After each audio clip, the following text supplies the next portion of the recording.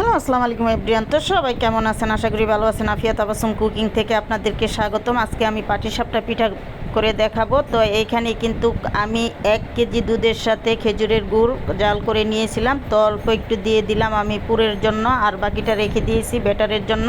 তো দিয়ে দিলাম নারকেল, দিয়ে ভালো করে নেড়েচেড়ে দিচ্ছি।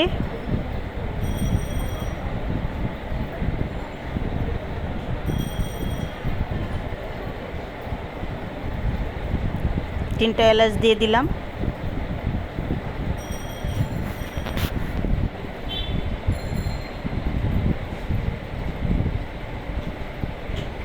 তো দিয়ে দিচ্ছি চাউলের গুঁড়া, আর চাউলের গুঁড়াটা কিন্তু আমি আগে থেকেই ভিজিয়ে রেখেছিলাম। আর চাউলের গুঁড়াটা দিয়ে কিন্তু নাড়াচাড়া করতে হবে, না হলে কিন্তু দলা পেকে যাবে।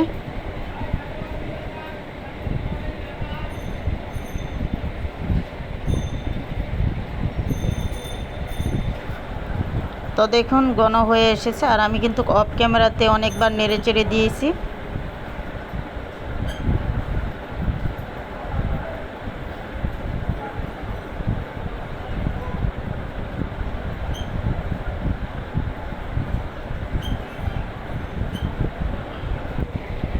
তো পুরটা কিন্তু প্রায় হয়ে এসেছে। আমি আর একটু নেড়ে চেড়ে এটার সাথে গুঁড়ো দুধ অ্যাড করে নেব। তো দিয়ে দিলাম গুঁড়া দুধ দিয়ে ভালো করে নেড়ে চেড়ে আমি নামিয়ে নিব। এটা কিন্তু ঠান্ডা হওয়ার পরে আরও ঘন হয়ে যাবে। তো এই তো হয়ে গেল আমার পুর।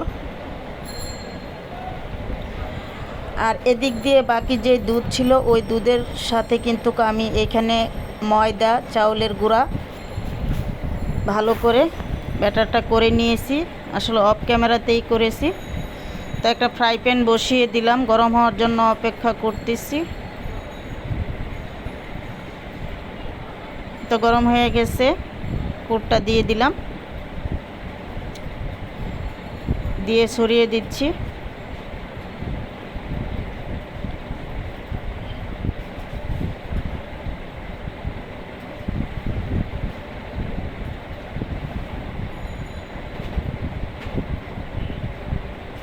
তো যে পুরটা আমি করেছিলাম ওইটা দিয়ে দিলাম।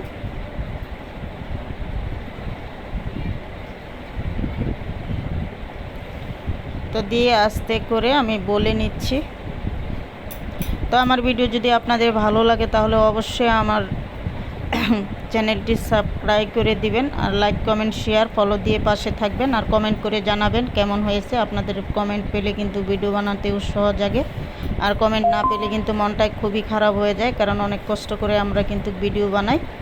তো দেখুন আস্তে আস্তে কিন্তু আমার পাটিসাপটা পিঠাটা হয়ে গেল। তো আর একটু ছেঁকে আমি নামিয়ে নিব। তো আসলে অফ ক্যামেরাতেই আমি অনেকগুলো পিঠা বানিয়ে নিয়েছি। তো আপনাদের জাস্ট একটা দেখাইলাম যে কিভাবে বানাইতে হয়।